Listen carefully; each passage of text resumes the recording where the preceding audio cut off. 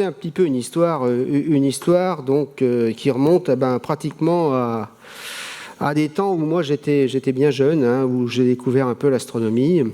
On rentrait dans des domaines où on ne savait pas trop où on mettait les pieds, mais c'est souvent ça, hein, on fait des choses intéressantes quand on ne sait pas trop où on met les pieds. Bon, je n'étais pas tout seul, hein, bien sûr. Au début, je ne vais pas tellement vous parler de Beta Pictoris. On va refaire un petit peu le point sur un certain nombre de notions de base, hein, sur lesquelles je vais aller assez vite, parce que je pense que vous êtes déjà bien au courant, vous êtes tous savants, hein, mais bon, des fois qu'il y a un petit peu des trous dans la raquette, eh ben on va remettre un peu les points sur les i, et eh ben on reparlera ensuite de Beta Pictoris et de voir ce que c'est. Voilà. Alors, oui, voilà. Alors, déjà, on va parler du système solaire. Le système solaire, c'est quoi? Je pense que là, vous aurez compris que c'est un système planétaire. C'est un exemple de système planétaire. Bon, déjà, rien que dire ça, c'est intéressant. C'est déjà prendre position. C'est déjà dire, c'est un système planétaire parmi tous les autres. Mais il y a 30 ans ou 40 ans, dire ça, ça aurait été osé. Parce qu'on n'en connaissait qu'un seul, justement, celui-là. Et vous avez déjà eu l'occasion de voir que si vous entendez parler d'exoplanètes, on est un peu tombé de notre chaise. On s'est aperçu que tout ne ressemblait pas au système solaire. Bon, ça a quand même une forme intéressante, un disque en rotation. Un disque en rotation autour du Soleil. Précisément, on pourrait même dire en rotation différentielle, c'est-à-dire que ce n'est pas une assiette qui tourne autour de son axe, hein, donc ça ne tourne pas à la même vitesse angulaire partout, ça tourne plus vite au centre et moins vite. Ça, c'est la gravitation qui vous dit ça. Bon. Et qu'est-ce qu'on y trouve dans le système solaire? Une étoile, le Soleil, d'accord, qui représente l'essentiel de la masse. Et puis, en allant du plus grand au plus petit, des planètes géantes. Des planètes telluriques rocheuses, puis des objets plus petits, des satellites, des astéroïdes, on en a déjà entendu parler, des comètes, c'est-à-dire des objets petits, des petits objets, puis même des poussières. Il y a des poussières dans le système solaire. Bon, mise au bout de tout ça, c'est quand même surtout du vide, le système solaire. Hein. Juste pour la petite histoire, dans les années 1970, la NASA a envoyé les premières sondes, c'était les sondes Pionnier 10 et 11, vers la partie extérieure du système solaire, c'est-à-dire vers Jupiter et Saturne. Il y a des gens qui leur avaient dit « mais vous êtes fous, vous voulez envoyer une sonde à travers la ceinture d'astéroïdes, mais elle va se prendre le premier caillou dans la figure et la sonde elle va être pulvérisée ». La sonde elle est passée. La deuxième, la troisième, la quatrième, il n'aurait jamais rien arrivé. Bon, on sait à peu près où sont les astéroïdes connus, hein, mais donc même là où ça paraît le plus embouteillé, et je vous montrerai des images tout à l'heure, il ne faut pas exagérer, il y a quand même de la place, hein, c'est tout petit. Hein. Voilà. Et bien dans le système de Beta Pictoris, on retrouve pratiquement tout ça. Pratiquement tout ça, et il n'y a pas grand-chose qui manque à l'appel. Mais ce qu'on a surtout vu au départ dans le système de Beta Pictoris, c'est les poussières. On a vu les poussières. Et c'est ça qui paraît le plus bizarre, c'est qu'on a vu le plus petit en premier. Mais il y a des raisons derrière tout ça, on verra bien. Bon, voilà, la taille comparée de tout ça. Bon, si je dessinais le système de Beta Pictoris, évidemment, on n'a pas tout cet éventail de planètes, mais ça ressemblerait presque à ça. Hein. Voilà. Il y a des interactions là-dedans. Rotation différentielle, il y a des processus, des collisions, etc. Bien, mais ce qui compte là-dedans, c'est surtout un moteur qui est la gravitation. C'est la gravité des objets entre eux, principalement celle du Soleil, qui est le moteur pour faire tourner tout ça. Et cette science, ça s'appelle la dynamique. Bien. Et ça agit sur le très long terme. Donc, maintenant, qu'est-ce qu'elle fait, cette gravitation ? Eh bien, elle fait un truc fantastique, et on a de la chance à ce niveau-là. elle se décline sous la forme de loi de Kepler. Alors ça peut se démontrer, ça peut se prouver. Hein. C'est-à-dire que, en fait, qu'est-ce qui se passe? Ces lois de Kepler, elles découlent de la gravitation universelle. Et quand vous avez deux corps en présence, ben vous avez un mouvement plus ou moins périodique, enfin périodique ou non, mais qu'on sait décrire. Et on peut trouver ça, ça peut se démontrer mathématiquement par des petits calculs, par divers moyens. Je vous signale quand même que historiquement, ça s'est passé dans l'autre sens. Historiquement, Kepler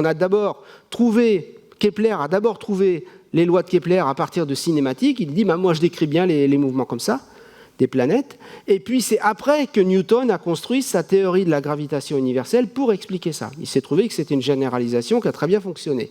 Mais il faut toujours voir que historiquement, c'est contraire, ça s'est passé dans l'autre sens de la façon dont c'est décrit dans les livres d'université. Hein. Jamais oublier ça. Et puis ça décrit le mouvement des planètes avec une approximation. Alors maintenant, je commence à dire que c'est faux, que c'est une approximation. Pourquoi il y a une approximation? Parce que ce serait des lois de Kepler uniquement, mettons si la Terre elle était toute seule autour du Soleil. Dans ces cas-là, il y aurait un mouvement pur de Kepler. Mais comme il y a plusieurs planètes, elles se voient les unes les autres. Elles ont des masses. Donc il y a une petite attraction gravitationnelle de Jupiter sur la Terre, par exemple. Et donc ça perturbe les orbites. Eh bien, j'ai beaucoup parlé de perturbation. Voilà. Alors ces lois de Kepler, on les connaît. Elles sont au nombre de 3. Elles vous disent que les planètes décrivent des orbites autour du Soleil sous la forme d'une ellipse dont le Soleil occupe un des foyers. D'accord ? Ces ellipses, alors il y a des termes un peu barbares. L'astronomie, c'est plein de termes barbares. Hein. On parle de périhélie ou de périastre, d'aphélie, apoastre, de demi-grand axe, d'anomalie vraie, c'est-à-dire en fait un angle polaire, la planète est là, le Soleil est là. Hein. C'est juste des terminologies pour faire savant, mais qui ne veulent rien dire d'autre chose. Hein. Je veux dire que des termes... Alors on vous dit aussi la loi des airs, le rayon vecteur qui joint le Soleil à la planète balaie des airs égales dans des temps égaux. En clair, si la planète est là à l'instant T1 et qu'elle est là à l'instant T2, elle est là à l'instant T3 et à l'instant T4, si l'air A1 est égal à l'air A2, dans ces cas-là, les intervalles de temps sont les mêmes. En clair, ça veut dire quand je suis au périhélie, je vais vite, et quand je suis là, je vais lentement. Et ça, c'est complètement équivalent pour ceux qui savent à la conservation du moment cinétique. Et la troisième loi de Kepler, si vous dit les carrés des périodes sont proportionnels au cube des demi-grands axes. Bon, évidemment, ça c'est vrai dans un système planétaire donné. Cette constante dépend de la masse du Soleil. Alors évidemment, si c'est dans un système de métapiques, c'est pas pareil. On peut faire l'expérience assez rapidement. Et je vais vous dire, les astronomes, c'est le moment d'introduire des unités. Les astronomes, on pourrait faire l'expérience T carré sera 3 sur toutes les planètes du système solaire. Je prends les périodes en jours ou en secondes, si vous voulez. Et puis je prends les A, c'est-à-dire les demi-grands axes, en kilomètres, et puis je vais compter, ça va faire des gros calculs, et je vais tomber sur le... Moi, les astronomes, ils sont comme vous, ils aiment mieux les chiffres simples. Donc on va changer d'unité. Je vais montrer les demi-grands axes en unité astronomique. Ce qu'on appelle l'unité astronomique, c'est la distance moyenne entre la Terre et le Soleil. Donc dans cette unité-là, la Terre, elle est à 1 du Soleil. Et je vais compter les temps en années. Donc la période orbitale de la Terre, c'est 1. Donc je vais faire T carré sur A3, je vais faire 1 au cube divisé par 1 au carré divisé par 1 au cube. Logiquement, on devrait obtenir 1. Et d'ailleurs, on obtient 1. Seulement, si on fait l'expérience avec les autres planètes, on obtient effectivement quelque chose d'assez proche de 1. Alors, pas toujours exactement 1. Il y a des raisons derrière tout ça. On pourrait épiloguer là-dessus. Alors, il y a un paramètre très important, j'en parlerai, c'est la notion d'excentricité. Les orbites, elles ont un demi-grand axe qui définit leur taille, et puis aussi une excentricité, c'est-à-dire qu'elles peuvent être plus ou moins, si je reviens ici, elles peuvent être plus ou moins circulaires, excentricité 0, ou allongées, avec une excentricité qui s'approche de 1. Au-delà de 1, ce n'est plus des orbites fermées, ce sont des ellipses. C'est un paramètre géométrique, mais l'excentricité d'une orbite, c'est très important. Il y a aussi d'autres paramètres. Comme les inclinaisons. L'inclinaison, par exemple, c'est facile à comprendre, c'est l'inclinaison du plan de combien le plan est incliné par rapport à une référence. Dans le système solaire, la référence, c'est le plan orbital de la Terre. Et si je regarde dans le système solaire, ben, qu'est-ce que je vois? Les excentricités sont plutôt faibles, sauf cas particulier, sont plutôt des nombres petits. Ça veut dire que les orbites des planètes sont presque circulaires. Ça veut dire aussi, et les inclinaisons sont en degrés, c'est des choses faibles, c'est quelques degrés. Ça veut dire que toutes les planètes sont à peu près dans le même plan et qu'elles sont toutes à peu près presque circulaires. Bon. Eh bien, je vais vous dire, il y a 40 ans, on s'attendait à ce que tous les systèmes planétaires ressemblent à ça. On prenait ça comme une Bible. Ben, la Bible, elle est tombée. Parce qu'on s'est aperçu que ce n'est pas du tout ça. Alors, je vais parler aussi de perturbations. Et oui, quand on a plusieurs planètes en présence, eh ben, on peut avoir, elles vont pas voir que leur étoile. Elles vont pas voir que le Soleil. Donc, elles vont se perturber les unes les autres.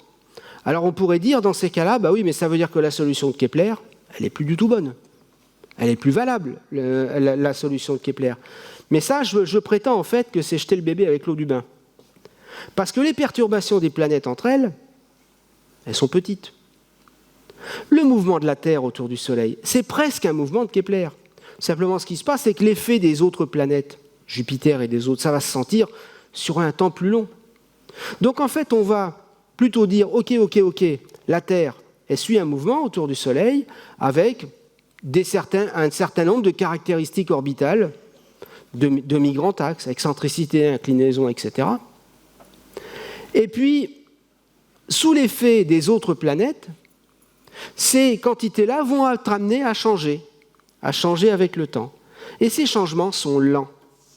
Et c'est ça qui est intéressant, c'est qu'on le décrit sur une constante de temps relativement longue. Alors voilà par exemple ce que ça donne sur l'excentricité de l'orbite terrestre, telle qu'on peut la prévoir. Alors selon deux modèles, le modèle le plus simple, là tel qu'a été développé par Lagrange en 1800, aujourd'hui c'est les modèles les plus précis qu'on peut faire, voilà.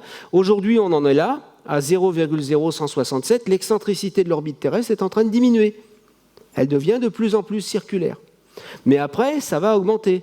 Ça va réaugmenter. Ces choses-là, combinées avec les variations d'axe de rotation de la Terre, c'est ça qui détermine l'entrée ou la sortie en période glaciaire. Donc ça, c'est une autre affaire. Si je regarde sur le long terme, sur plus ou moins 10 millions d'années, ben je vois que l'excentricité de la Terre, elle a des fluctuations plus ou moins erratiques. Mais entre 0 et quelque chose comme 0,06. Et si on regarde sur un temps plus long, ça ne va pas tellement dépasser 0,07. Mais ce qui est intéressant, c'est que ces choses-là sont chaotiques. Et oui, il y a du chaos dans le système solaire. Mais c'est du chaos confiné, du chaos borné. On ne fait pas n'importe quoi. Et ça, c'est intéressant. Bien. Et justement, pour comprendre comment tout cela bouge, ben on fait des études dynamiques. On compte la gravitation. Et tout ça, alors évidemment, dans le système solaire, je ne dirais pas que c'est relativement facile, mais on a quand même beaucoup d'informations sur toutes les planètes. Maintenant, je vais parler de Beta Pictoris, je vais parler d'autres systèmes planétaires. Quand vous avez d'autres systèmes planétaires, ce n'est pas toujours facile. Voici un exemple d'un système, alors ça vous paraît bizarre. C'est un système qui s'appelle HD 106 906. C'est pas Beta Pictoris. Là, vous avez Oui, d'accord, ok. Ma zapette, là. Là, vous avez une étoile, on l'a masquée. Là, autour, il apparaît ce qu'on appelle un disque de débris, je vais en parler brièvement. Et là, vous avez une planète. Cette planète, elle est très loin. Elle est très, très loin. Elle est à 600 ou 700 unités astronomiques. Alors, je vous ai dit, une unité astronomique, c'est la distance Terre-Soleil. La Terre, c'est 1. Neptune, c'est 30, et là, on est à 6 ou 700. On est super loin. Et ça, c'est une planète géante, ça. C'est une planète du style Jupiter, ou même un gros Jupiter. Donc voilà un système bizarre. Et quand vous faites une image, là-dedans, vous voyez quelque chose de statique. Comment on peut remonter déjà à la structure 3D? Vous n'avez qu'un plan. Comment vous pouvez remonter à comment ce système tourne et comment il évolue? Ça, c'est pas évident. Voilà. Là, je vous montre une image. c'est pas de moi, ça c'était d'un de mes étudiants, c'était un rugbyman et un footballeur. Et un jour, il a eu l'idée de présenter ça. Il dit voilà, je montre une image d'un match de rugby. Et moi, je vous dis, à partir de cette image-là, on va essayer de retrouver la position des joueurs. Ça, c'est pas trop difficile. Maintenant, essayez de retrouver la trajectoire du ballon. Là, on peut essayer de voir en fonction de la position des joueurs, on peut essayer de voir comment ils bougent et voir comment le ballon évolue. Et puis essayer de trouver qui va gagner le match. Voilà. Eh bien, ça, c'est exactement la même chose. C'est exactement la même chose, c'est-à-dire qu'on a une image statique et on veut essayer de remonter à l'information dynamique. Et pour ça, il faut utiliser des ficelles. Alors les ficelles, ça peut essayer d'observer de la vitesse, ou ça peut être aussi des études théoriques. Et on va voir qu'on peut avoir de la chance de temps en temps. Je reviens aussi brièvement sur le système solaire, comment il s'est formé. Des fois que vous ne le saviez pas, je ne savais pas encore, mais sinon je vais aller très vite. Bon, on sait que c'est un problème ancien, la formation du système solaire. Maintenant, c'est la formation des systèmes planétaires. Parce qu'on s'est aperçu qu'il y a la diversité. Bon, on s'est aperçu que ce système-là, on sait qu'il a 4,6 milliards d'années. Aujourd'hui, la bonne question, c'est comment ça se forme les systèmes planétaires. Est-ce que le système solaire est typique ou exceptionnel? Pour ça, il faut en connaître d'autres. Le problème, c'est que les autres systèmes qu'on connaît, vous n'avez souvent qu'une information partielle. On a des problèmes de complétude d'échantillons. Beta Pictoris, c'est un système où on a de la chance. On a de la chance parce qu'il y a beaucoup de choses, beaucoup d'informations. On a à peu près, pour ça qu'on a envie de savoir. Alors, on sait qu'au début de l'histoire du système solaire, on avait ce qu'on appelle une nébuleuse primitive, c'est-à-dire une proto-étoile qui se formait avec un gros disque de gaz autour. Ça s'est aplati sous la forme d'un disque sous l'effet par conservation du mouvement cinétique et sous l'effet de la viscosité. Donc vous avez un disque très massif avec du gaz essentiellement et de l'accrétion sur le protosoleil. Alors ça, ce n'est pas que de la théorie. On en a observé des choses comme ça. On en a observé pas mal, il y a des disques protoplanétaires, des étoiles jeunes, on en connaît pas mal de choses qui collent à peu près à ça. Tout ce qu'on sait, c'est qu'après, le Soleil il est devenu moins lumineux. Et ça arrive à toutes les étoiles. Il est devenu moins lumineux, donc a priori, la température dans ce disque, elle a chuté. Donc quand vous faites chuter la température dans un système gazeux, qui contient de tout, vous allez précipiter, vous allez faire se solidifier des éléments les plus réfractaires, c'est-à-dire des poussières, des roches, des bouts de roches. On va commencer par former des grains de poussière.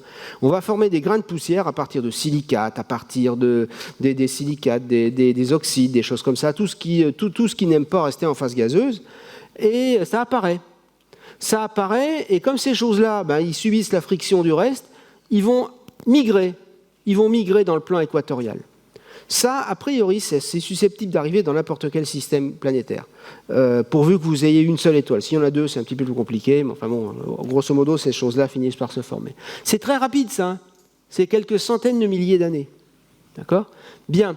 À partir de là, vous avez des instabilités gravitationnelles qui finissent par conduire à la formation de ce qu'on appelle des planétésimaux, ou j'en parlerai beaucoup de planétésimaux, c'est-à-dire des briques de la formation de planètes, des cailloux de la taille d'1 kilomètre. On a entendu parler de Bennu hier, là, et donc il y avait effectivement, on parlait des planétésimaux qui étaient à l'origine de Bennu. Donc ça, dans un système comme Beta Pictoris, il y a beaucoup de planétésimaux. Voilà. Au passage, c'est une étape qui n'est pas très bien comprise. Les gens se battent là-dessus sur comprendre exactement comment on passe du millimètre au kilomètre. C'est l'étape la plus difficile, il y a des modèles derrière tout ça.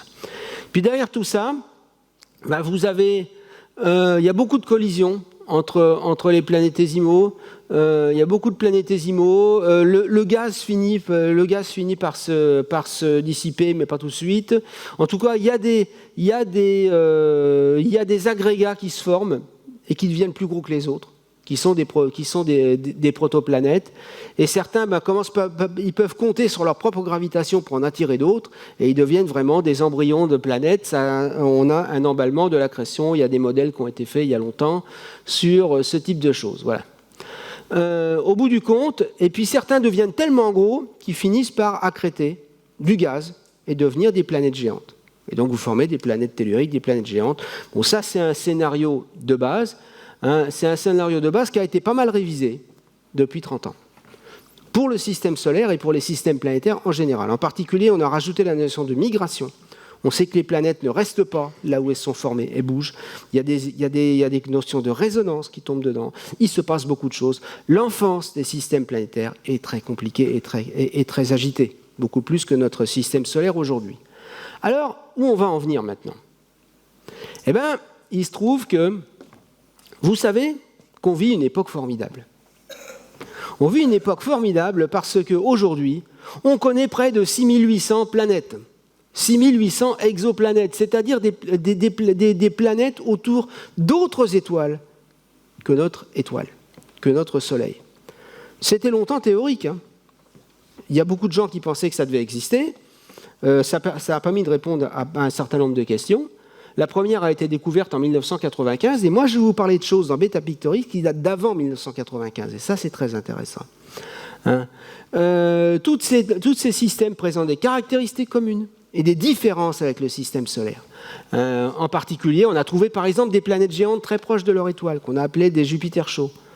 On a trouvé des orbites excentriques. Je vous ai dit tout à l'heure que dans le système solaire, alors je vais vous montrer ça, j'ai été le chercher il y a quelques jours sur le site Exoplanète qui est L.EU, qui est l'encyclopédie des planètes extrasolaires. Ça c'est le demi-grand axe. Ici vous avez 1 millième, 1 centième, 1 dixième, une unité astronomique, 10, 100, 1000.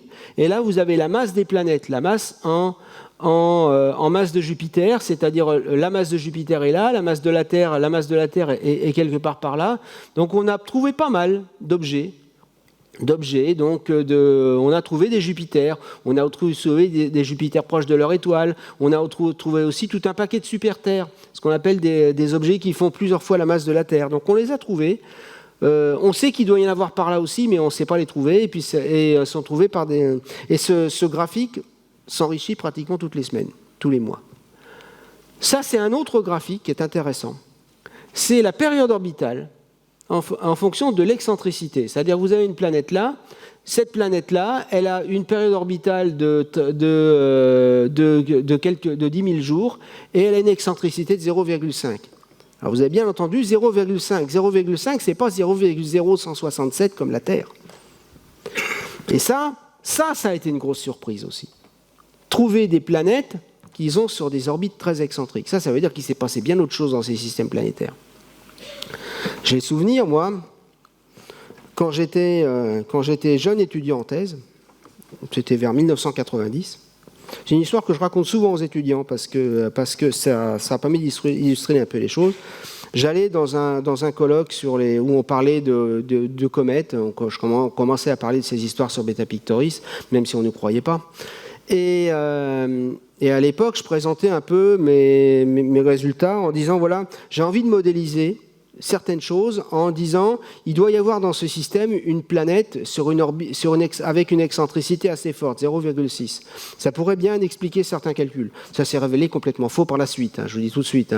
Mais le modèle a dû être amendé. Enfin, c'était tel que je le présentais à l'époque. Et c'était la première fois que j'avais à parler, que j'avais une communication orale dans un colloque international. J'en menais pas très large. J'étais relativement jeune. Bon, j'ai fait mon topo, voilà, j'ai raconté mes histoires, 2-3 questions.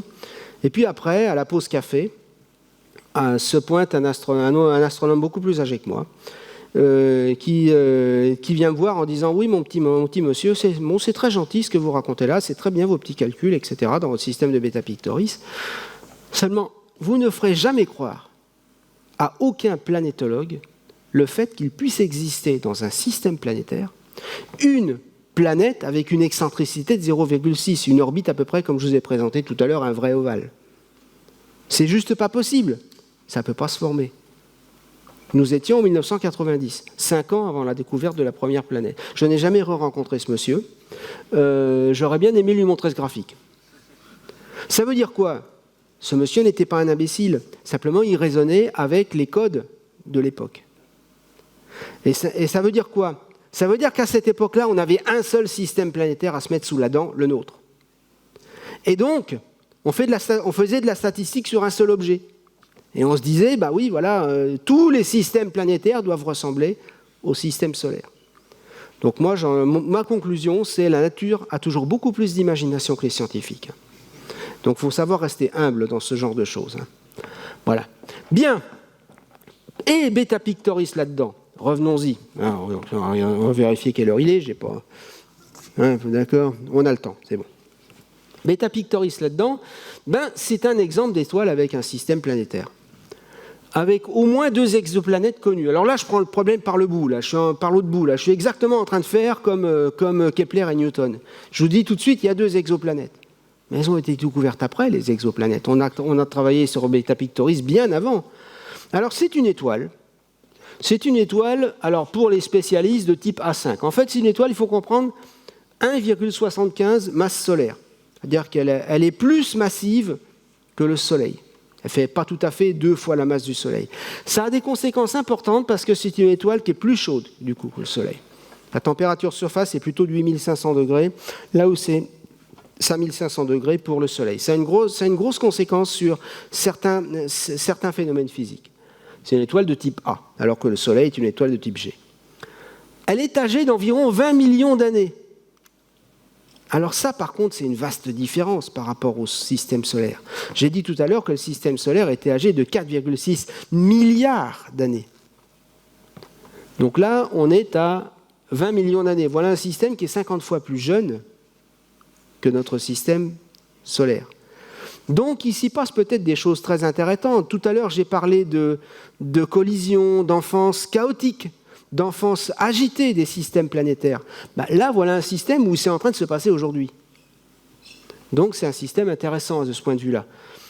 Ce système est à 19,4 parsecs, ça c'est la notation, c'est l'unité des astronomes. En termes d'années-lumière, ça fait 63 années-lumière. C'est proche, c'est une étoile proche.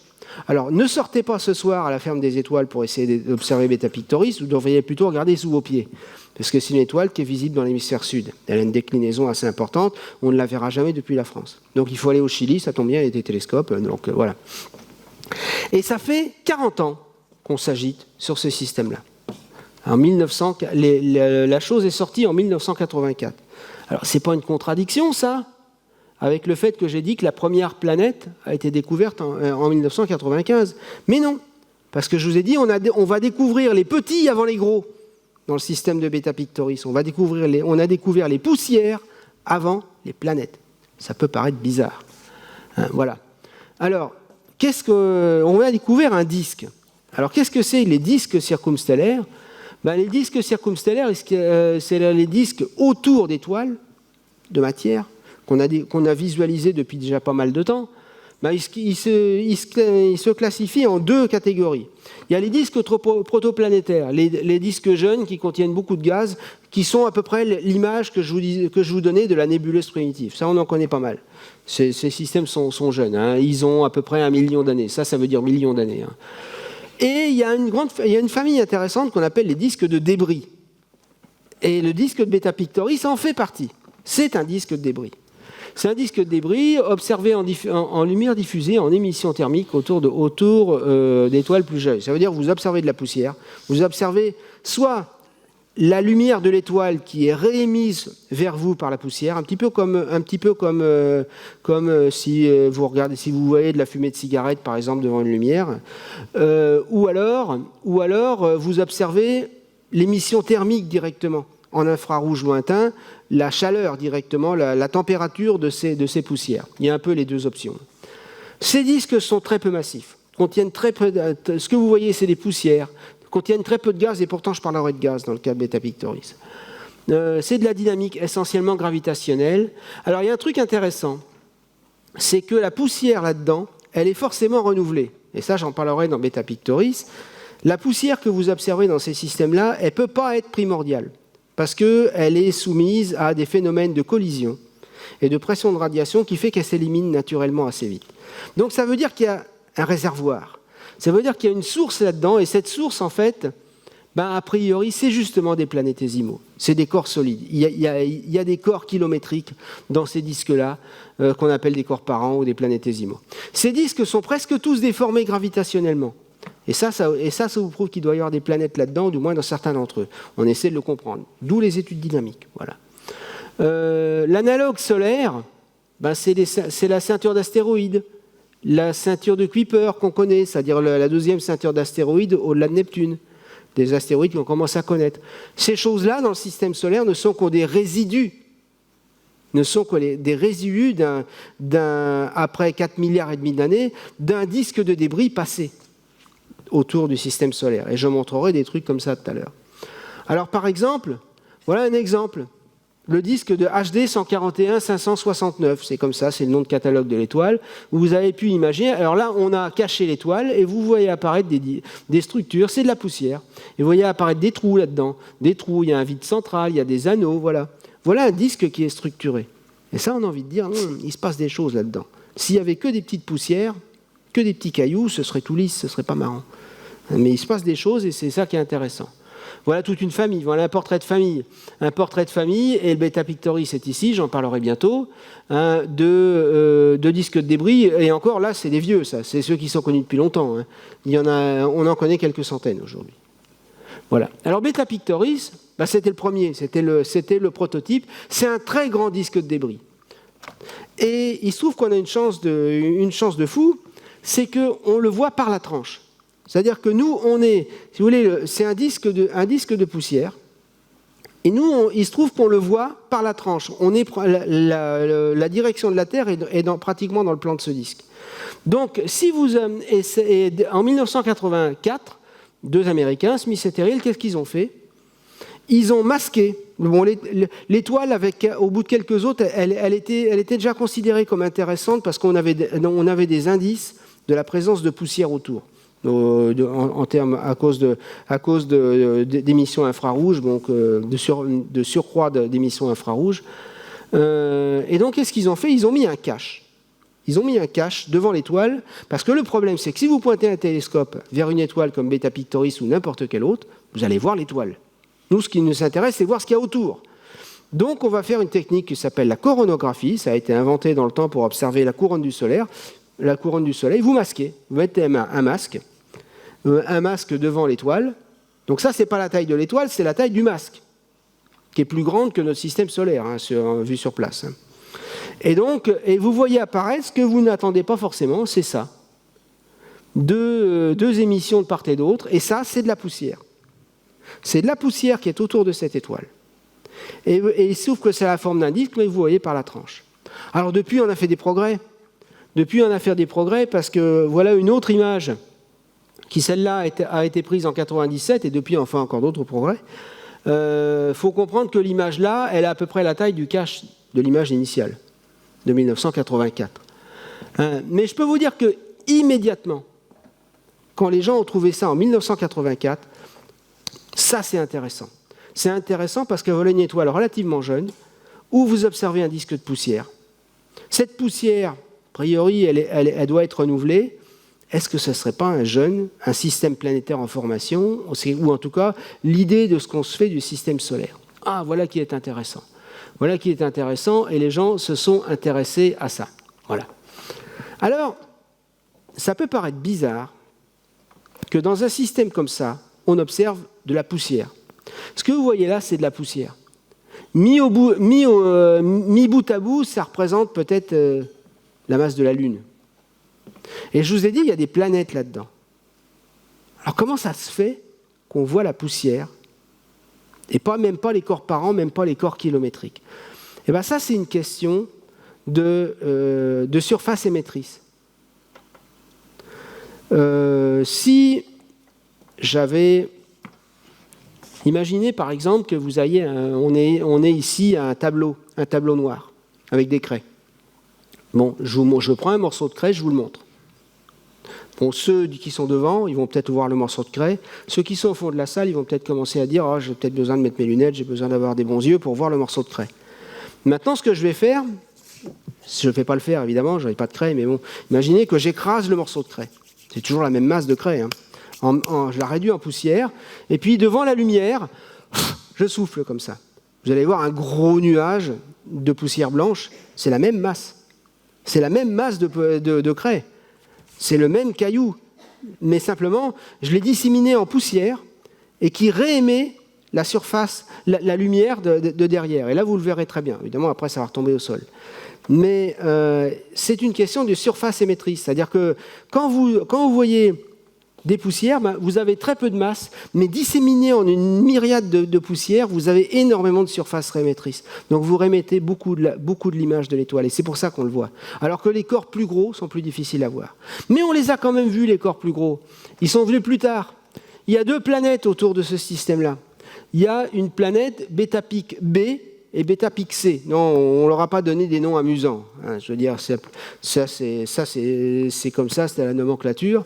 La première planète Beta-Pic B, elle a été découverte en 2009 dans des images d'archives et on a pu la suivre depuis. Elle est régulièrement observée depuis. Elle est à 9 unités astronomiques. C'est à peu près la distance de Saturne.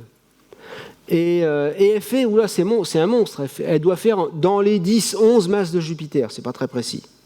Donc c'est un gros Jupiter. Et il y en a une deuxième qui a été découverte plus tard, c'est pas celle-là, ça en fait c'est la même Beta-Pic B qui a été observée un jour ici et puis quelques années plus tard de l'autre côté. Si je voulais voir Beta-Pic C, on l'a vu, mais il faut aller chercher des images plus récentes. Parce qu'elle est beaucoup plus proche, celle-là. Elle est à 2,7 unités astronomiques, en gros la distance de Mars à peu près. Et là aussi, c'est un monstre. Elle est un petit peu moindre, 8 masses de Jupiter à peu près, et elle a été confirmée. Donc c'est quoi? Eh bien, c'est un jeune système planétaire. Il pourrait même y en avoir d'autres, mais pas n'importe où. Voilà un système qui contient au moins 2 planètes. Il y a de la poussière, il y a des planétésimaux. Voilà un système très intéressant. Évidemment, et d'ailleurs, cette planète Beta-Pic B, on la voit bouger. Elle était là en décembre 2015, septembre 2015, vous voyez, elle s'est rapprochée, et en septembre 2018, on l'a vu repasser de l'autre côté. Parce qu'elle tourne autour de son étoile, mais comme on voit le système par la tranche, elle bouge comme ça. Maintenant, on l'a presque vu faire un tour. Elle a une période orbitale de 20-22 ans à peu près. Donc on commence à l'avoir vu en totalité. Donc on continue à l'observer. C'est pour préciser ces paramètres orbitaux, le demi-grand axe, l'excentricité, des choses comme ça. On a envie de les préciser parce que ça nous permet d'en savoir plus sur ce système. Voilà. Mais bien avant qu'on connaisse ces 2 planètes, on avait de nombreux indices comme quoi il y avait des cailloux, il y avait des planètes là-dedans. En particulier, on s'est aperçu que ce disque est déformé. Ce disque est déformé. Alors bon, il y a plusieurs déformations, mais il y en a au moins une qui est claire, c'est que le plan moyen du disque interne est différent du plan moyen du disque externe. Donc là, c'est grossi. La différence n'est que de 1 ou 2 degrés. Mais là, on a grossi la différence, mais clairement, le disque interne est incliné par rapport au disque externe. C'est pas naturel, ça, d'avoir ça. Dynamiquement, un disque, ça doit tourner tout seul. Donc ça veut dire que vous avez une cuillère à l'intérieur qui agite, et cette cuillère, ça peut difficilement être autre chose qu'une ou des planètes. Et ça, c'était vers 2000, à peu près. Il y a eu aussi des indices comme quoi il pouvait y avoir un transit, comme quoi il y avait peut-être une planète qui était passée devant, mais pour l'instant, c'est plutôt, ça n'a pas vraiment de succès. Et il y a eu des histoires d'exocomètes.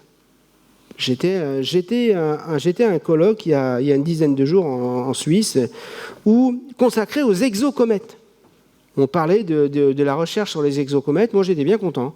Parce que je peux vous dire qu'il y a 30 ans, quand on commençait à parler d'exocomètes, on nous prenait pour des rigolos.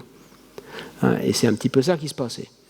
Alors, juste pour montrer les études dynamiques qu'on peut faire, ça, c'est juste pour la bonne bouche, on peut faire ce qu'on appelle des simulations dynamiques.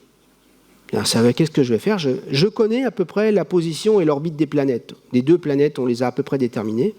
Je vais les prendre. Et puis, je vais mettre avec un code, avec un programme informatique qui va me calculer le mouvement de ces planètes sous l'effet de leur perturbation mutuelle. Savoir comment leur orbite évolue. Et cette orbite, elle évolue de manière régulière. Là, vous voyez le demi-grand axe. J'ai compté sur 100 millions d'années. 100 millions d'années, c'est plus que l'âge du système qui est plutôt 20 millions d'années. Donc vous voyez que les demi-grands axes sont très stables, donc les planètes restent stables. Vous voyez ici l'excentricité des 2 planètes qui a des oscillations. Et ça, c'est tout à fait normal. C'est les perturbations entre les 2 planètes. Et puis il y a des phénomènes un peu bizarres.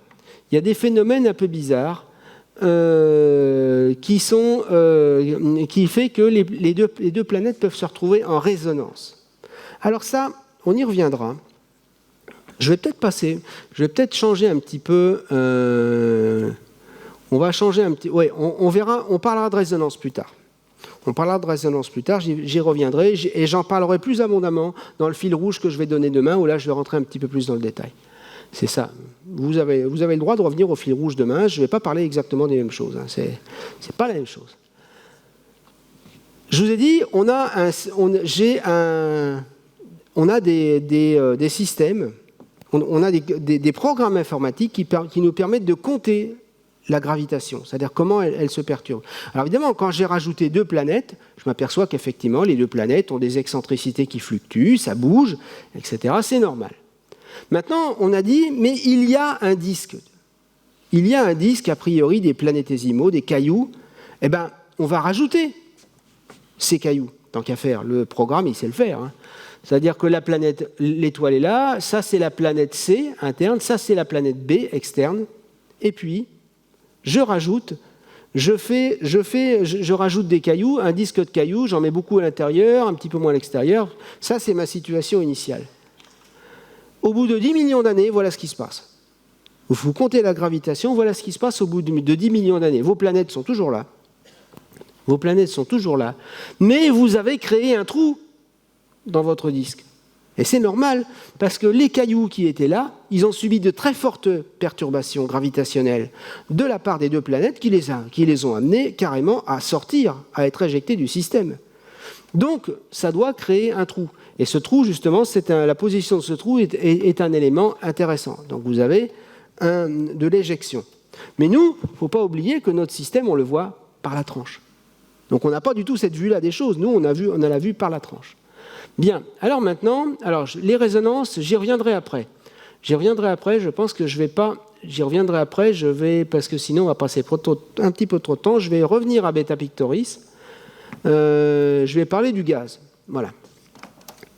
Et là, je vais revenir dans l'histoire. Nous revenons au 17 octobre 1984. Et là, ce que je vais raconter, c'est vraiment quelque chose qui est arrivé. Il y avait ce monsieur, Alfred Vidal-Madjar, qui était dans un avion en route pour le Chili, parce qu'il allait faire des observations. C'est le monsieur qui est devenu mon directeur de thèse par la suite. Il est retraité aujourd'hui.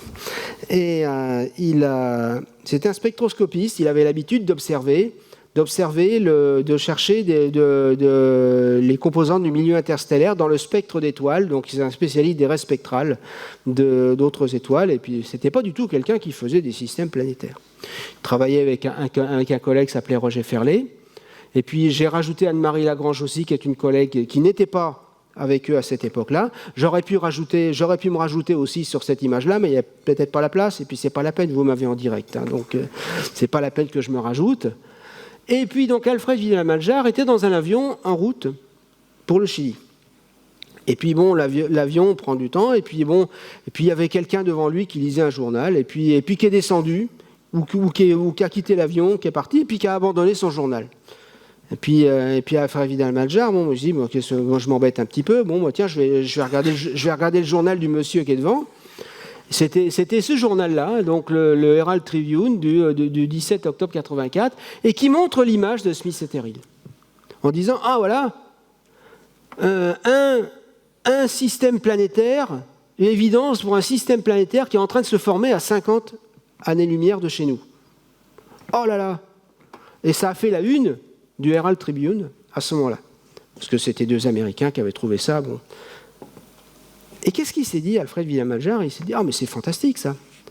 Mais dites donc, ce disque-là qu'on voit par la tranche, pour peu qu'il contienne un peu de gaz, moi j'observe par la tranche. Ça veut dire que le gaz,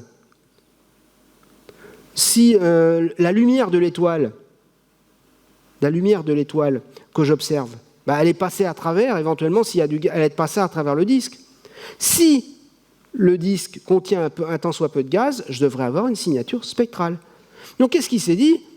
Il s'est dit, allez, ok, j'ai un programme prévu d'observation, il allait faire des observations au Chili, mais bon, à cette époque-là, on pouvait encore se permettre de dire, bon, allez, je vais faire un petit changement, je vais prendre 1 heure ou 2, je vais quand même aller regarder cette étoile-là. Et il fait ça, et il va regarder ça. Voilà, il dit, voilà, j'observe un truc qu'on connaît bien, qui est le doublet de raies du calcium une fois ionisé, qui est un élément chimique standard, mais il y a des raies connues à 3000 à 393 nanomètres, c'est-à-dire dans le domaine des ondes de longueur d'onde visible, c'est dans le bleu. C'est dans le bleu. Et il observe ça, c'est une des raies, il observe ça. Alors, ça, il faut comprendre qu'il y a un continu, ça fait ça, et puis on a un grand creux comme ça, et puis après ça va là. Alors le grand creux, il était parfaitement attendu. Le grand creux, c'est le calcium qui est présent dans l'atmosphère de l'étoile Beta Pictoris. C'est tout à fait normal, ça. Hein, il y a une autre raie à côté, la raie de H, qu'on pourrait faire comme ça. Alors pourquoi c'est très élargi? Eh bien parce que l'étoile Beta Pictoris, comme toutes les étoiles de son pédigré, c'est une étoile qui tourne vite. Sa période de rotation autour d'elle-même, c'est moins d'une journée. Je crois que c'est pour 15 ou 16 heures ou un truc comme ça. Pour comparer, notre Soleil, il fait un tour sur lui-même en 27 jours. Donc il y a des raisons pour ça. Mais ça veut dire que quand vous observez le disque de Beta Pictoris devant vous, il est en train de tourner. Et ça veut dire qu'il y a des morceaux de la surface de l'étoile qui viennent vers vous à une vitesse assez élevée, et il y a des morceaux de la surface de l'étoile qui s'éloignent de vous.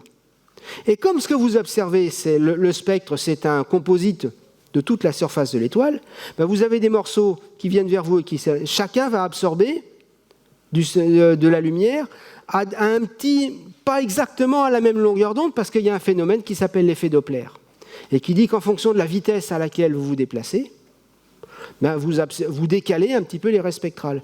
Alors comme chaque point de la surface de Beta Pictoris se déplace à une vitesse différente, ou presque par rapport à nous, ben le mix, c'est une sorte de raie étalée par effet Doppler, qui d'ailleurs c'est comme ça qu'on mesure la vitesse de rotation des étoiles autour d'elles-mêmes.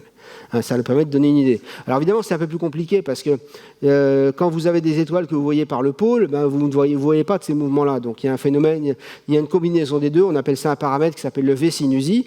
Mais Beta Pictoris, vous avez la chance, on voit par la tranche. Donc là, vous avez une mesure exacte, vous attendez à ce que ça tourne vite. Et de fait, c'est ça qui se passe. Et donc vous avez ça vous y attendez. C'est pas ça qu'il allait chercher, évidemment, Alfred Villamadjar. Il allait chercher ça. C'est ça qui a été vu. Et ça, c'est quoi? Eh bien, ça, c'est une raie, en plus, une absorption supplémentaire, qui est liée à du gaz, non pas lié à l'étoile, mais dans le disque. La lumière de l'étoile est passée à travers, et ça absorbe. Et là, mais miracle, on a détecté une petite composante gazeuse dans ce disque-là. Bon, tout de suite, avec un collègue américain, Leo Hobbs, ils sortent un papier. Moi, j'y étais pas à l'époque. Hein. À l'époque, j'étais étudiant. Hein, je suis venu après. Hein. Alors oui, on trouve bien du gaz, du sodium, du calcium et quelques autres. Bon. Et leur idée, c'est, a priori, c'est produit par des grains de poussière. Vous avez des grains de poussière qui s'approchent de l'étoile et puis qui vont évaporer en quelque sorte des éléments comme ça qui sont piégés dedans. Et c'est comme ça que ça fonctionne. Ok, très bien, petit modèle. On est content. Quand vous observez quelque chose, il est toujours de bon ton d'y retourner. Et quand vous observez la même chose une autre fois, là c'était en 1986, mais il y en a eu d'autres, hein, vous avez la même composante. Vous observez, ça c'est le grand fond comme ça, là vous avez ça, c'est la même chose que ça, mais vous en avez une autre à côté. Vous en avez une autre à côté. Et cette autre à côté, c'est un blob de gaz qui est décalé par effet Doppler, toujours d'environ 40 km par seconde. Mais qu'est-ce que c'est que ce bloc de gaz qui se précipite vers l'étoile à 40 km par seconde? Et non seulement vous l'observez une fois, si vous superposez les deux, vous voyez la différence. Il s'est passé quelque chose. Et en fait, ça s'observe très souvent. Très très souvent. Voilà, ça c'est des spectres qui datent de bien plus tard, du spectrographe Harps au Chili, où un jour vous en avez un très gros comme ça. Là, il y en a deux. Il y en a un là. Là, il y en a deux. Et là, il y en a un qui se confond. Ces choses-là, arrive très souvent. Et ça varie très vite. Ça varie très très vite de jour en jour. C'est jamais la même chose. Vous pouvez retourner le lendemain, ça peut être la même chose ou différent. Il se passe des choses autour de cette étoile pratiquement du jour au lendemain. Ça, c'est une sorte de composite de tout ce qui a été observé, de tous les spectres HARPS entre 2003 et 2011. On les a superposés. Et vous voyez qu'il en apparaît des quantités invraisemblables de ce côté-ci. Un petit peu de ce côté-là aussi. Alors, pour nous, de ce côté-ci, moi, je vais appeler ça le bord rouge de l'arrêt. Pourquoi ? Parce que c'est vers les grandes longueurs d'onde, donc vers le rouge dans le spectre visible. Et là, pour moi, ça va être le côté bleu de l'arrêt, c'est-à-dire vers les courtes longueurs d'onde. Ça, par effet Doppler, ça correspond à de la matière qui s'éloigne de moi, donc qui s'approche de l'étoile. Et ça, à l'inverse, c'est de la matière qui se rapproche de moi. Mais il y a l'air d'avoir une dissymétrie dans la statistique. Et ça, c'est très intéressant parce que la statistique, ça nous apprend beaucoup de choses. Alors, qu'est-ce qui se passe dans ces machins-là ? En fait, c'est très fréquent. Ça arrive des centaines de fois par an. Ça arrive des centaines de fois par an. C'est observé très régulièrement depuis plus de 30 ans. Ça varie très très vite. Ça a des heures, en heures ou en jours plus souvent. C'est détecté dans pas mal de raies spectrales. Dans un certain nombre d'éléments chimiques. En fait, tous les éléments chimiques que vous obtenez quand vous vaporisez des roches. Vous allez obtenir tout ça. Il y a des tas d'articles qui ont été publiés depuis longtemps là-dessus. Le plus souvent, ils sont décalés vers le rouge. De temps en temps dans le bleu quand même, mais pas souvent. C'est plus rare. Mais ça arrive. Et les vitesses Doppler, les vitesses que vous obtenez, c'est quelques dizaines. Ça peut aller jusqu'à quelques centaines de kilomètres par seconde. Et plus la vitesse est élevée, plus ça va vite. Et ça correspond à des nuages de gaz. On sait aussi, par comparaison de règles, que ces nuages de gaz ne masquent pas toute l'étoile. Ce n'est pas des nuages de gaz qui écrantent complètement l'étoile, c'est plutôt des blobs de gaz qui sont devant l'étoile, en transit en quelque sorte, mais qui ne masquent pas toute l'étoile. Ça, on a des raisons, c'est les comparaisons de raies spectrales qui vous permettent de dire ça. Bon, il a fallu essayer de comprendre ce qui se passe. Au bout de pas mal d'années, au bout de quelques années, et ça c'était vers 1989, 1990, à l'époque où je débarquais justement dans cette équipe-là, où on commençait à se dire, mais on dirait, on a des bonnes raisons de penser que ce modèle-là correspond à des cailloux. Vous avez des cailloux, des planétésimaux, qui s'approchent de l'étoile. Et quand ils s'approchent de l'étoile, eh bien, ils vont être tellement près qu'ils vont se vaporiser complètement. Alors, ils ne vont pas se vaporiser uniquement comme des comètes du système solaire. Les comètes du système solaire, vous avez une queue de poussière, la poussière ne se vaporise pas. Mais vous évaporez des volatiles, de l'eau, des choses comme ça, vous le savez déjà. Mais quand vous avez un système comme ça, imaginez que vous avez une comète qui s'approche à moins que la distance de Mercure. Eh bien, à ces distances-là, non seulement vous pouvez dégazer des volatiles, mais également vous pouvez évaporer même les poussières, les réfractaires, parce qu'il fait tellement chaud. Et donc vous pouvez observer du calcium, du magnésium, tous les éléments que vous obtenez en vaporisant des roches. Et au bout du compte, on a un peu creusé, et ça c'était un peu mon travail de thèse il y a plus de 30 ans, essayer de comprendre comment ça peut fonctionner. Comment ça peut fonctionner. Il y a une grosse différence en fait. Pourquoi ça fonctionne ? Pourquoi on a besoin de ça ? Eh bien, il se trouve que déjà, ces objets sont proches de l'étoile. J'ai dit il faut être proche de l'étoile pour vaporiser des roches. En fait, c'est en dessous de 1 demi-unité astronomique, la moitié de la distance Terre-Soleil, en gros quelque chose comme entre Mercure et Vénus, si vous voulez. En dessous de ces distances-là, n'importe quel grain de poussière autour de Beta Pictoris est capable de se vaporiser, de se sublimer complètement. Vous obtenez du magnésium, du calcium, etc. À comparer, autour du Soleil, cette même distance, c'est 1 ou 2 rayons solaires de la surface. C'est beaucoup plus proche. Et pourquoi il y a une différence ? Eh bien, je vous ai dit, Beta Pictoris est une étoile de type A. Sa température de surface, c'est 8500 degrés. Ce n'est pas pareil que les 5500 du Soleil. Et donc, cette étoile est capable d'évaporer des réfractaires, des poussières, des roches, bien plus loin que ne le fait le Soleil. Et donc, dès que vous avez un caillou qui rentre dans cette zone-là, lui, il va s'évaporer complètement. Oh, pas en une seconde, hein, ça va être graduel, hein, mais il est capable de produire du calcium que vous allez observer quand il passe devant la ligne de visée. Alors ça vous explique par exemple les vitesses que vous obtenez. Les vitesses que vous obtenez, ce n'est pas du matériau qui se précipite vers l'étoile. En fait, le caillou, il a une certaine orbite, c'est la projection sur la ligne de visée de ce que vous obtenez. Hein, ça explique la variabilité temporelle, le temps de traverser la ligne de visée et la taille limitée des nuages. Alors ça c'est ce qu'on disait à cette époque. Aujourd'hui, on sait ces événements ont été observés en transit photométrique, c'est-à-dire qu'aujourd'hui, on est capable de voir la baisse de la luminosité globale de l'étoile quand un événement comme ça passe. Donc là, on est quasiment certain que c'est ça, parce qu'on observe le même phénomène par deux canaux différents. Et là, maintenant, c'est pour ça qu'on parle d'exocomètes. Alors, à l'époque, quand on a commencé à dire ça, et ça, c'est un travail que j'ai fait à l'époque, il y a un peu plus de 30 ans. C'est en fait encore une simulation numérique. J'ai moi-même écrit un code, un programme informatique qui prend une orbite. Il prend une orbite. Le caillou, là, ici, il a une orbite comme ça, a priori, très excentrique. Il passe près de l'étoile.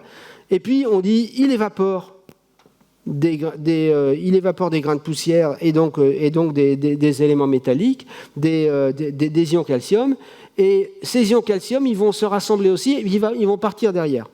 Ils vont partir derrière parce qu'à cause d'un phénomène qui s'appelle la pression de radiation. C'est-à-dire que l'étoile exerce une pression de radiation sur les ions calcium qui les repousse vers l'arrière. Et c'est aussi une raison pour laquelle on a besoin de corps solides. Si c'était juste des poussières qui s'évaporent, on aurait toujours cette pression de radiation qui nous embête beaucoup, qui empêcherait ce type de phénomène. Donc il faut qu'il y ait quelque chose qui ne sente pas la pression de radiation, qui les amène là, une sorte de camion qui les apporte, et le camion, c'est des corps solides de type planétésimaux, et c'est pour ça qu'on a besoin de ça. Et là, les ions, ils sont là, les ions calcium, et puis ils repartent vers l'arrière après sur la pression de radiation. Mais quand ça, imaginez la Terre est là, passe devant la ligne de visée, et vous êtes capable de simuler, de calculer que vous obtenez une absorption comme ça. Donc ça, c'est des codes que j'ai développés à cette époque-là. Hein, je peux vous dire qu'à cette époque-là, on était traités de fous. Comment vous osez parler d'exocomètes, de comètes dans des systèmes? Mais c'est complètement débile. La comète, ça a 1 kilomètre. Comment vous pouvez expliquer que vous masquez une partie de l'étoile? Bah oui, parce que les ions, ils vont s'étendre, ils vont mettre du temps à repartir derrière. Voilà, tout simplement. Mais c'était tellement vrai qu'à cette époque-là, on n'osait même pas parler d'exocomètes. Donc on a trouvé un acronyme. On appelait ça en anglais des Falling Evaporating Bodies, c'est-à-dire des objets qui tombent et qui s'évaporent. Aujourd'hui, on appelle ça des exocomètes. Mais le terme est resté. On appelait ça des FEB, parce que comme ça permettait d'éviter de se faire traiter de fou. Mais c'est ça, c'est exactement ça. Voilà. Alors, qu'est-ce qu'il y a comme physique derrière là-dedans? Donc j'ai parlé de pression de radiation, de force de freinage, etc. Je rentre pas trop dans les détails. En fait, les différents types de composantes que vous avez sont très bien reproduits quand vous changez la distance de passage. Quand vous avez la distance de passage, vous avez ça. Si vous le faites passer là, vous avez quelque chose de beaucoup plus étalé en vitesse. Et ça correspond à des observations. Ça reproduit très très bien les choses. Et alors, ce qui est intéressant, justement, c'est qu'on a beaucoup d'observations. Et quand vous avez beaucoup d'observations, ça veut dire que vous pouvez faire de la statistique. J'ai montré tout à l'heure la statistique, vous avez tout presque du côté rouge et puis rien du côté bleu. Mais ça vous apprend des choses. Ça vous apprend des choses parce que ça vous montre que l'orientation des orbites de nos cailloux, qu'on appelle FEB, qu'on appelle exocomètes, n'est pas répartie au hasard. Ça veut dire que là j'ai dessiné un caillou. En gros, son périastre, périhélice, ou son péribêta-pic est ici. Son orbite est quelque chose comme ça. Il arrive par là, il va aller et il va repartir par là. Il a une orbite peut-être qui va l'amener peut-être là-bas à l'entrée de la pièce et qui va revenir après un jour ou l'autre. Mais c'est forcément une orbite très excentrique parce que l'objet ne pourrait pas vivre ici tout le temps. Tout simplement parce que ici, vous évaporez tout, donc l'objet va finir par disparaître assez vite. Donc vous avez forcément des orbites comme ça. Et là, simplement, le périhélie, le péribêta-pic est ici. Et là, donc vous êtes avant, donc vous vous rapprochez encore de l'étoile, et c'est pour ça que vous avez une vitesse positive. Si je dessinais une orbite avec un péribêta-pic qui est ici, vous l'observeriez ici après son passage au périastre, et dans ces cas-là, vous auriez une composante de l'autre côté dans le bleu. Tout à fait normal. Donc la dissymétrie entre là et là, sur la statistique, vous renseigne sur l'orientation des orbites de ces cailloux-là. Et vous vous rendez compte que les orientations de ces cailloux ne sont pas réparties complètement au hasard. Ils n'en tombent pas de tous les côtés. Ils ont l'air de tomber plus d'un côté que de l'autre. Ah, mais ça, c'est très intéressant.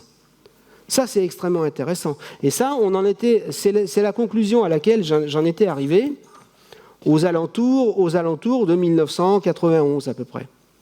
On ne connaissait encore aucune exoplanète à cette époque-là. Donc, et là, on s'est dit, mais il y a probablement une question dynamique derrière tout ça. Si vous avez des tas d'objets qui tombent vers une étoile, plus d'un côté que de l'autre, enfin là, expliquer, il y a un phénomène cinématique et donc dynamique. Parce que, mine de rien, c'est pas si facile de prendre des cailloux dans un disque et de les faire tomber vers l'intérieur du système.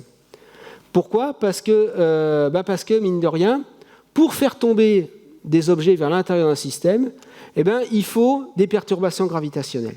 Donc il faut des planètes, il faut une cuillère qui agite. Et donc à cette époque-là, on dit, oui, il doit y avoir des planètes, mais il ne suffit pas de le dire. C'est pour ça que je parlais de planètes excentriques à une certaine époque. En fait, il y a deux modèles préférés. Il y a un modèle qui s'appelle la résonance de Kozai. Bon, je ne rentre pas dans les détails, mais ça veut simplement. Mais si ce modèle-là était vrai, on devrait justement avoir des chutes de cailloux dans toutes les directions, et pas d'un côté plus que de l'autre. Et l'autre modèle, c'est un modèle de résonance de moyen mouvement. Et ça veut. Alors, qu'est-ce que c'est qu'une résonance de moyen mouvement ? Eh bien, il faut comprendre que il faut imaginer, vous avez une planète et vous avez, de temps en temps, vous pouvez avoir un caillou qui a le mauvais goût, ou la chance ou la malchance, d'avoir une période orbitale autour de l'étoile qui est dans un rapport extrêmement simple avec celle de la planète, qui fait, mettons, un tiers ou un quart. Mais ça existe très fréquent. C'est très fréquent dans le système solaire. Et quand on a ça, on a des perturbations tout à fait particulières. C'est un petit peu ce que j'ai zappé tout à l'heure parce qu'on n'aura pas le temps. Mais si je reviens un peu en arrière, on peut comprendre qu'il se passe des choses quand on a des systèmes comme ça. Bon, ça, voilà. Voilà. Ça, c'est une coupe de la ceinture d'astéroïdes. C'est une coupe de la ceinture d'astéroïdes solaire, de la nôtre. Le gros de la troupe est entre 2 et 3 et quelques unités astronomiques.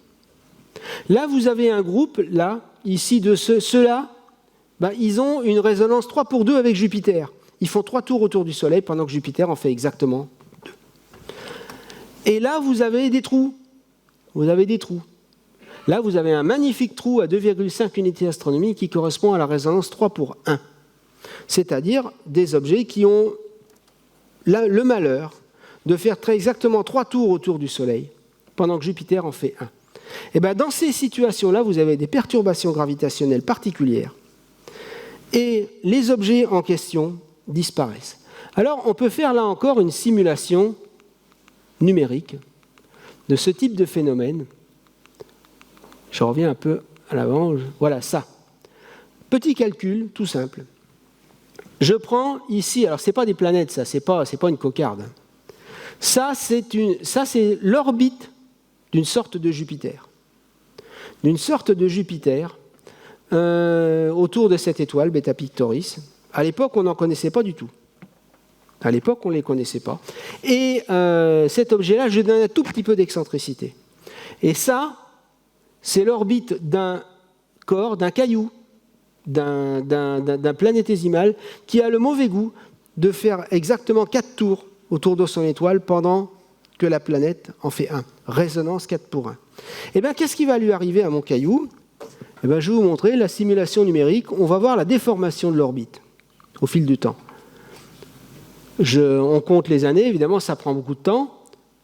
Et vous voyez, comme l'orbite s'allonge, devient excentrique, et on arrive à une excentricité de 0,998. Et bien ça, c'est exactement les cailloux qu'on observe. Du moins, c'est ce qu'on prétendait. Alors évidemment, le phénomène est théoriquement cyclique, mais dans la pratique, eh bien, l'objet, quand il arrive ici, s'il en fait plusieurs passages, il finit par être détruit. Et bien, c'est ça qui nous fait nos cailloux. Et quand je montre la coupe de la ceinture d'astéroïdes du système solaire avec ses trous dedans, ben c'est un mécanisme comme ça dans le temps. C'est la trace d'un phénomène du même tonneau qui s'est passé dans le système solaire il y a fort longtemps. Et ça, ben, quand on a compris ça, on était content. Il y en a encore un petit peu de traces aujourd'hui dans le système solaire. Regardez la vue du système solaire par-dessus. Ça, c'est tous les astéroïdes. On a l'impression que c'est très embouteillé. Si ils sont surtout entre Mars et Jupiter, aujourd'hui, il y en a tous les rouges, ce sont les astéroïdes dits géocroiseurs. Ce sont surtout ceux qui sont connus comme se baladant dans les orbites des planètes internes. Tous ceux-là, ils ne sont pas là depuis toujours. Ils sont envoyés par là par des phénomènes exactement les mêmes que c'est-à-dire un caillou qui va tomber dans une résonance, va voir son excentricité monter et va finir par se balader dans la zone des planètes. Alors là, on était très contents à une certaine époque quand on a écrit ça autour de Beta Pictoris, parce qu'on dit oui, c'est un phénomène du même style. Puis on a modélisé ce truc, on a modélisé tout cela, on a prouvé que la statistique marchait bien. Et il s'est trouvé que par la suite, eh ben, on a trouvé la planète Beta Pictoris b. Et elle correspondait presque pile poil à celle qu'on avait envie de mettre. On était contents. Là on s'est dit youpi, on avait prédit l'existence d'une planète, on l'a trouvée. Seulement voilà, il y en a deux planètes. Il y en a deux. Et la planète numéro 2, elle est catastrophique parce qu'elle agit comme une barrière. C'est même pire que ça. Je vous montre cette simulation-là. En fait, il n'y a personne entre les deux planètes. Or, mon réservoir initial, ben, il devait être quelque part entre les deux, s'il n'y avait pas eu la planète interne. Donc le modèle s'écroule. En fait, à y regarder de plus près, si on regarde dans un plan demi-grand axe excentricité, on s'aperçoit qu'il y a un disque interne. Et ce disque interne, si on y regarde de plus près, si on le fait évoluer, eh ben on se rend compte qu'on a encore des résonances qui nous envoient des cailloux vers l'intérieur à haute excentricité, et c'est exactement cela. Donc en fait, finalement, le modèle, on le change, on le fait évoluer en présence des deux planètes. Ce n'est pas tout à fait ce qu'on pensait. Et finalement, c'est quelque chose sur lequel on pourra continuer à travailler. Donc la conclusion, ben, c'est que c'est un exemple intéressant, Beta Pictoris. C'est un disque, on a tout sous la main. On a deux planètes, on a des comètes, on a des poussières, on a un jeune système planétaire qu'on peut observer sous toutes ses coutures. Et ça, c'est un modèle idéal, c'est un très bon modèle de ce que pouvait être le jeune système solaire, avec ses différences évidemment. Mais c'est pour ça qu'on continue à l'étudier, parce qu'on a vraiment de la chance, c'est un système proche. C'est un bon laboratoire de ce que pouvait être le système solaire quand il était jeune. Alors, je vais m'arrêter là. Je pourrais vous dire autre chose sur les recherches d'autres Beta Pictoris, où il y a quelques systèmes intéressants qui présentent des similarités, mais pas autant que ça. Voilà, je vais m'arrêter là pour laisser un petit peu de temps pour les questions, si vous en avez.